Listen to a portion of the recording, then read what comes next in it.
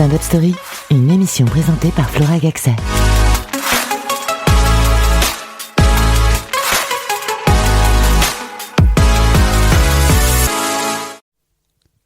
Bonjour Maë, comment vas-tu ? Bonjour Flora, ça va super et toi ? Très bien, je te remercie. Encore merci d'avoir accepté cette invitation. Merci à toi pour l'invitation. Tu as ton spectacle Maë s'installe tous les vendredis à 20h10 au théâtre Le Métropole, c'est bien ça ? C'est ça. Parfait. Pour commencer cette émission, j'ai préparé quelques petites questions décalées pour mieux te connaître. T'es prêt ? Allez. C'est parti. Pourrais-tu nous donner 5 traits de personnalité qui ne te correspondent pas ? Colérique, bordélique, laxiste. Bon, 3, c'est déjà très bien. 3, c'est très bien. 2 traits qui te correspondent vraiment. Altruiste et rigoureux. Et 3 compliments que tu aimerais qu'on te fasse. Que mon spectacle est incroyable. Personnellement ou dans le travail ? C'est pas pareil. Dans le travail. Dans le travail, que mon spectacle est incroyable. Franchement, c'est le magnifique, hein, c'est le principal. 3, pas besoin de 3, 1 c'est suffisant. Et un artiste que tu adores et un compliment que tu aimerais lui faire. Je dirais Jamel Debbouze. Parce que tu es au Jamel Comedy aussi. Exactement. Jamel Debbouze et lui dire, je lui ai déjà dit tout ce que je devais lui dire, parce que c'est en partie grâce à lui que je fais ce métier, parce qu'il m'a beaucoup inspiré, et aujourd'hui, en faisant partie de la troupe Jamel Comedy Club, c'est une inspiration directe, donc voilà. Oui, je comprends. Et si tu pouvais d'ailleurs décrire ton spectacle en un mot ? Mon spectacle en un seul mot, rassembleur. Ok, très bien. Je m'attendais pas à ce que tu choisisses celui-ci. Ouais. D'ailleurs, moi, je t'ai découvert au Théâtre du Marais en avril 2023. Et maintenant, tu as rejoint la troupe du Jamel, tu as ton spectacle au Métropole. Est-ce que tu pourrais nous raconter un petit peu comment tu en es arrivé là, s'il te plaît ? La troupe du Jamel Comedy Club, elle se produisait à Lille, au Casino Barrière. Et il y a Félix Dian, je sais pas si tu connais, Félix. Son nom me dit quelque chose, ouais. C'est un humoriste de la troupe qui s'était blessé. Il s'est blessé à l'arcade et en coulisses, il s'est pris une barre. Et en gros, j'ai été contacté par Ayoub Marceau. Tu connais ? Oui, je vois qui c'est. Ayoub Marceau, qui appelle le directeur artistique Christophe. Il dit voilà, il y a un gars, il s'appelle Maë à Lille et tout. Tu devrais le contacter pour remplacer Félix. Il me contacte et je fais la date avec eux. Pendant mon passage, il y a une alarme incendie qui se déclenche. Pendant mon passage dans le casino. Et moi, je pars en impro dessus. Donc, on rigole avec les gens, tout ça. L'alarme, elle s'arrête.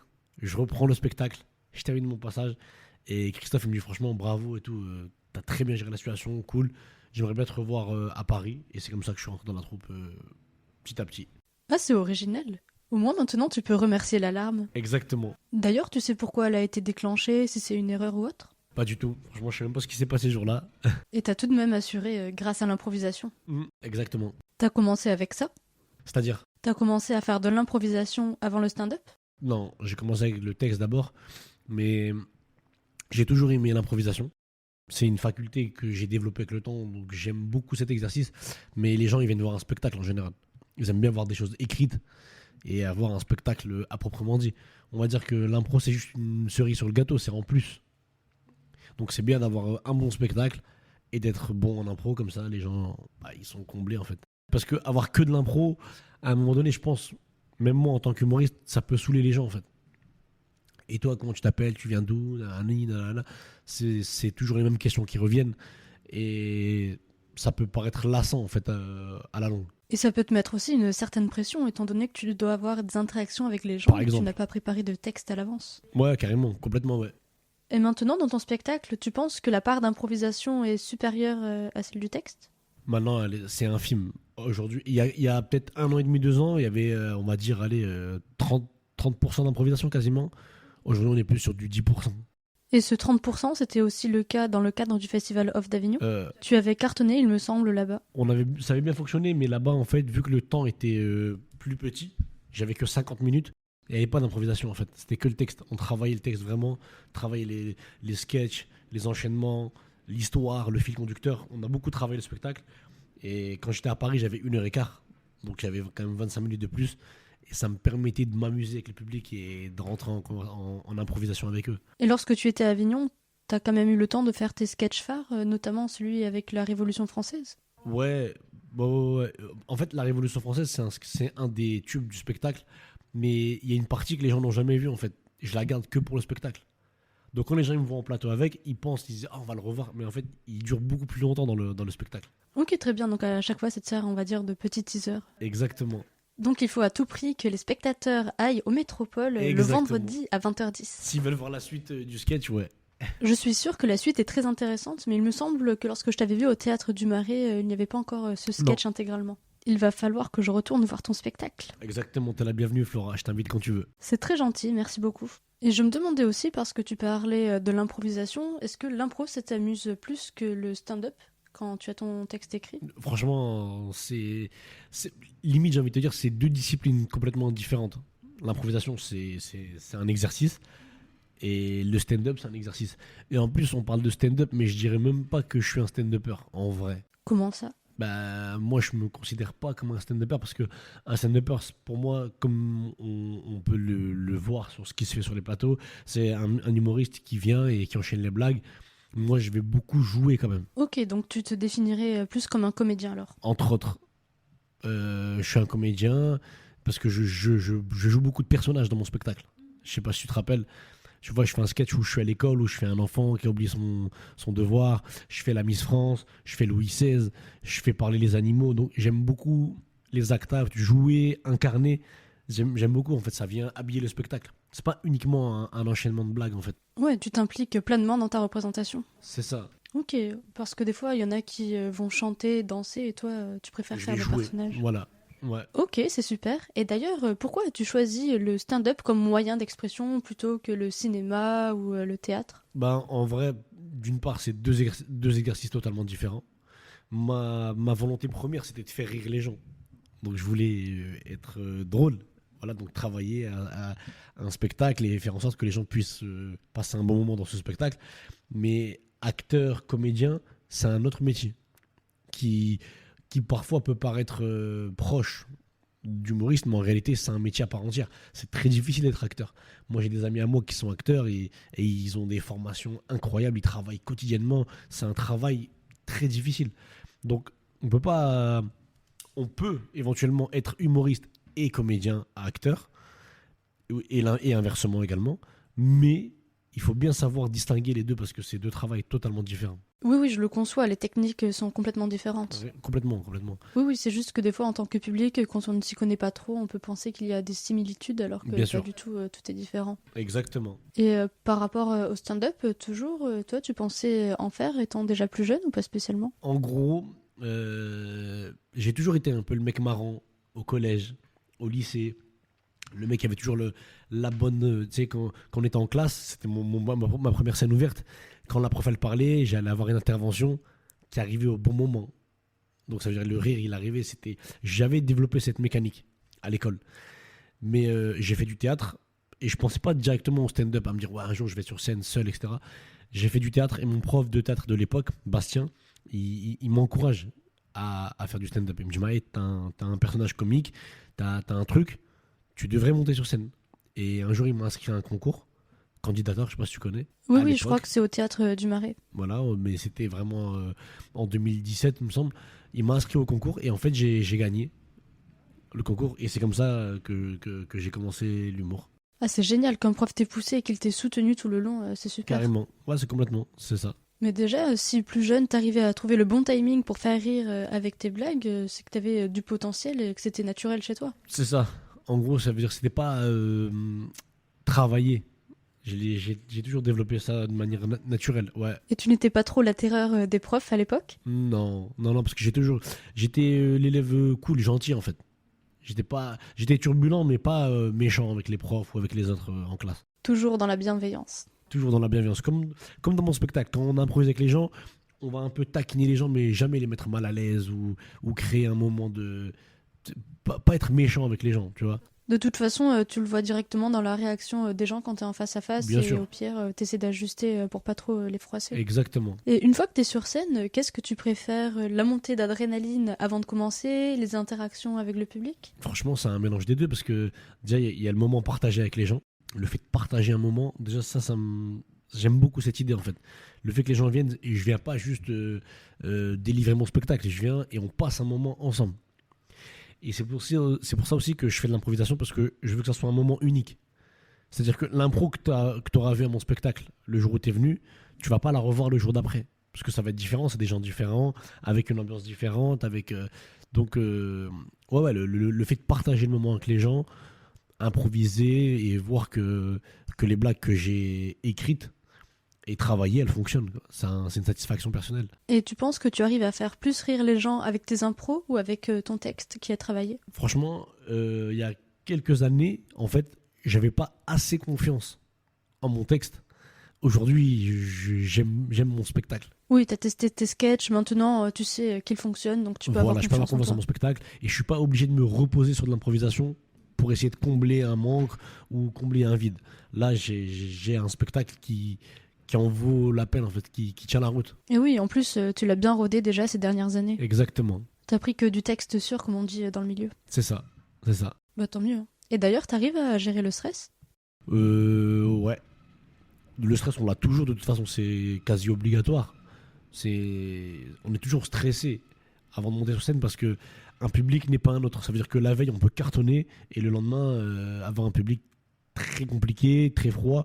Et donc, il faut toujours monter avec humilité et avec le stress pour se dire, allez, on y va, on va montrer de quoi on est capable. Et oui, le stress, ça fait partie du jeu de toute façon. Oui, oui, et des fois, c'est ça aussi qu'on recherche en tant que comédien, cette adrénaline-là. Exactement. L'instant qui nous fait monter en pression et qui fait on va se dépasser sur scène. C'est grâce à ce petit moment de stress, en fait. Et pour mieux gérer ce stress, t'as une petite routine en particulier, comme écouter de la musique ou autre? Moi, je fais beaucoup de sport. Ouais. Je fais beaucoup de sport. Je vais à la salle, je cours. Et le fait de faire du sport, ça me vide l'esprit. Et ça fait vraiment du bien, donc c'est cool. Et ouais, avec le sport comme ça te permet de te défouler et t'as moins de stress par la suite grâce aux endorphines. Et ça peut aider aussi niveau créativité. C'est ça. En tout cas, c'est un mode de vie très sain, donc bravo, c'est super chouette. Ouais, bon, on essaye. Et concernant l'organisation de ton travail, est-ce que tu as une méthode en particulier pour écrire? Est-ce que tu dédies certains jours à la création? Peut-être travailles-tu en petits groupes? Moi, jusqu'à présent, j'ai travaillé seul sur mon spectacle, en tout cas, parce que moi, je collabore sur des spectacles d'autres humoristes, mais me concernant, j'ai toujours travaillé seul, mais je me rends compte que ça a atteint ses limites, en fait. C'est bien de travailler avec d'autres personnes pour avoir un regard extérieur, pour avoir plus de recul sur notre propre travail, parce qu'on a du mal à s'observer, en fait. Oui, bien sûr. S'auto-analyser, c'est difficile. C'est important d'avoir un avis extérieur. Exactement. On peut le faire, mais on va pas être objectif avec nous-mêmes. Et puis on a tendance personne n'aime bien se voir en vidéo ou s'entendre. C'est compliqué, vraiment. Et le fait que travailler avec quelqu'un qui va le faire à notre place et qui va nous faire des retours, eh ben, ça va nous permettre d'avancer plus rapidement dans le travail, tout simplement. Et il faut que la vie soit constructive. Il faut que la vie soit constructive, il faut que ce soit quelqu'un de confiance, parce qu'en fait, voilà, il faut travailler avec des gens dignes de confiance, parce qu'il y a des gens parfois ils vont dire ouais c'est bien, alors qu'en vrai c'est claqué. Ouais, mais après, l'humour c'est aussi subjectif. Du moment que c'est dit avec bienveillance, ça va. Exactement, ouais, non, mais c'est pour ça. Il faut avoir un entourage proche qui te permette d'avoir ce genre de retour, en fait. Et au niveau de l'inspiration, est-ce que tu te dis par exemple, tous les matins entre 8h et 10h, je me force à écrire pour pouvoir pondre des idées? C'est ça. En gros, ça n'existe pas l'inspiration en vérité, parce que c'est du travail. En vrai, c'est une gymnastique. L'inspiration, ça se travaille. C'est-à-dire que si je vais lire des livres, par exemple, je vais lire des livres, je vais regarder des films, je vais aller voir des spectacles, tout ça, ça va m'inspirer. Ça va me nourrir.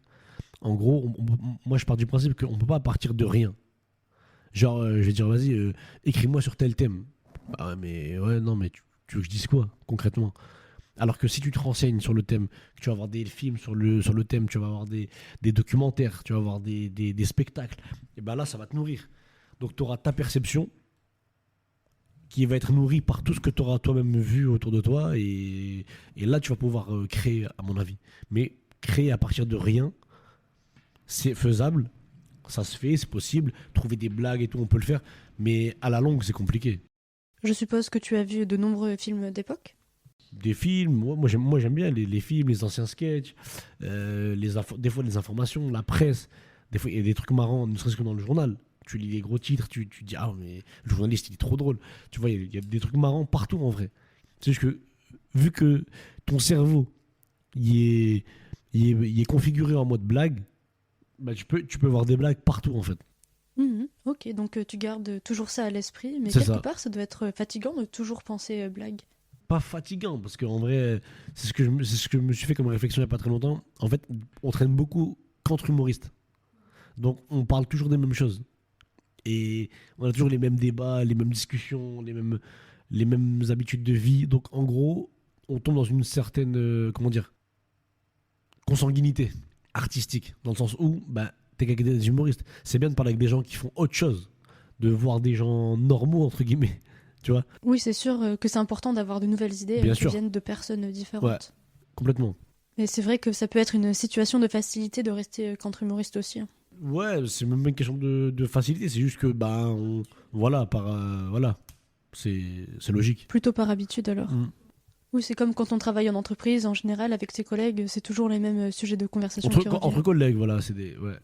Mhm. Et dans le milieu du stand-up, d'ailleurs, on peut constater qu'il y a vraiment beaucoup de concurrence avec l'ouverture de nombreux plateaux, le nombre d'humoristes qui augmente chaque année. Qu'est-ce que tu penses de tout ça?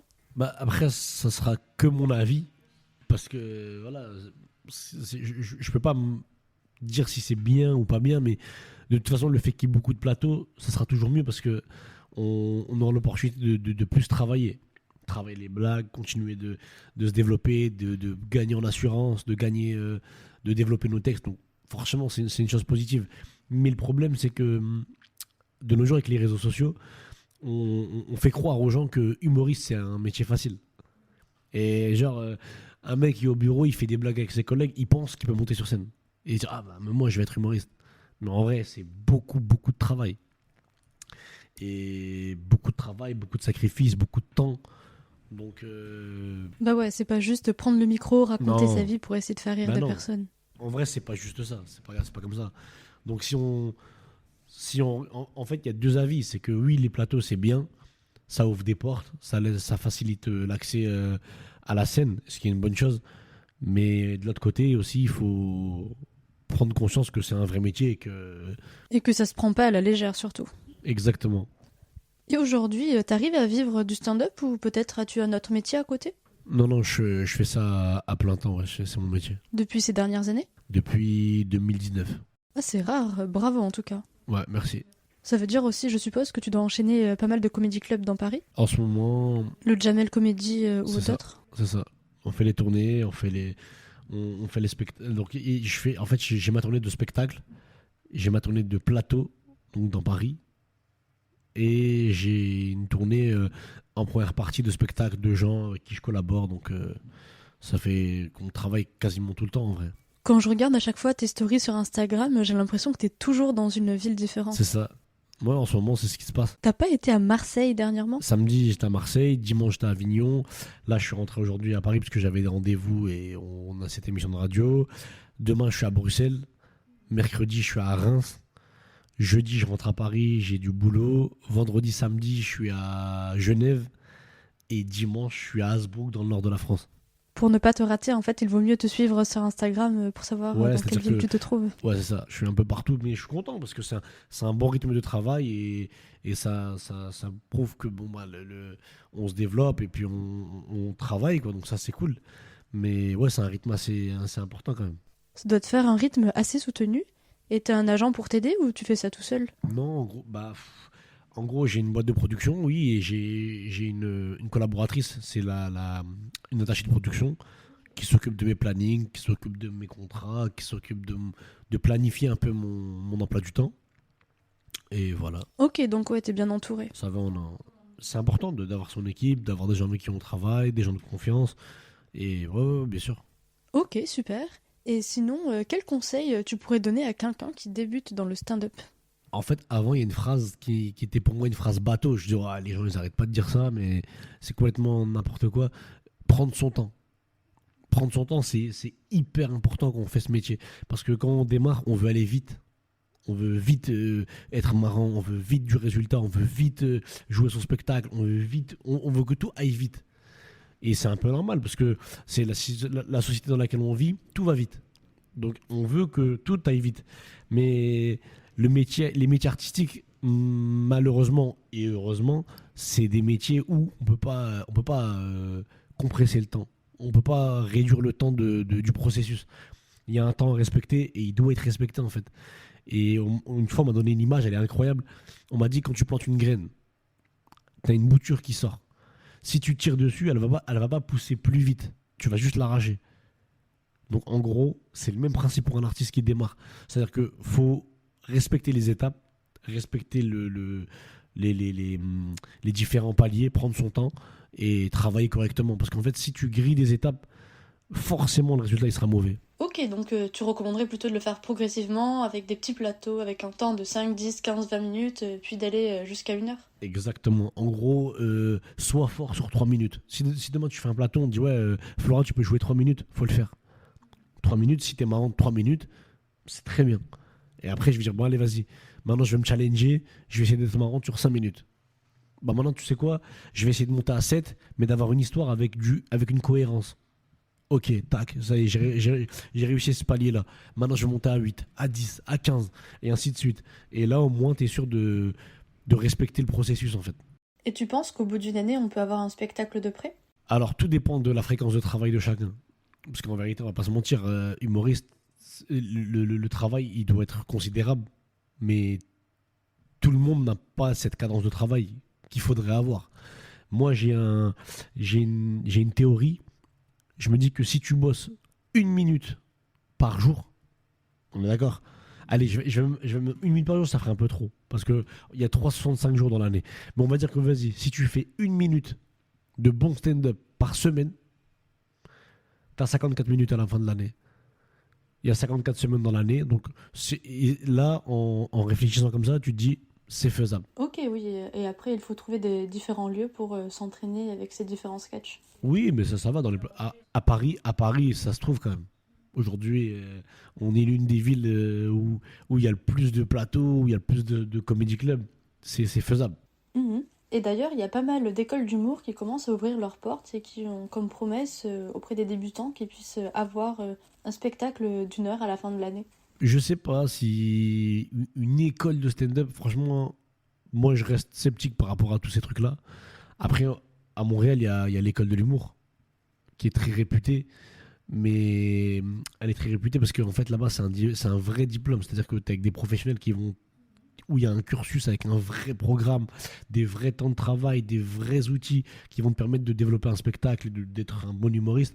Mais en vrai, on peut pas dire soit tu es humoriste, tu as un truc, soit tu as un truc, soit tu l'as pas. Et il y a des choses, tu peux travailler et être un bon humoriste. On dit qu'il y a le talent et il y a le travail. Le talent, c'est 0,1%. Et c'est 99% de travail. Mais tu peux travailler beaucoup et être un bon humoriste, même si à la base, tu n'avais pas le talent. C'est possible. Mais en vrai de vrai, il y en a qui ont des prédispositions, qui ont des facilités par rapport à d'autres. Et donc, avec ces prédispositions, ils peuvent aller beaucoup plus vite. Ou pas. Parce que Ou alors, c'est un piège. c'est un piège, exactement. Celui qui va travailler, il va parfois dépasser celui qui a le talent.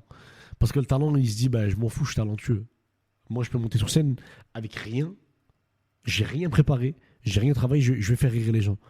Et je vais repartir, j'aurai passé un bon moment, les gens, ils auront passé un bon moment, j'aurai bluffé tout le monde que sur mon talent. Il y en a beaucoup qui ont ce raisonnement, tu penses? Non, il n'y en a pas beaucoup qui ont ce raisonnement parce qu'il n'y en a pas beaucoup qui ont le talent. Il y a beaucoup de gens, ils se tapent pour avoir les résultats qu'ils ont sur scène.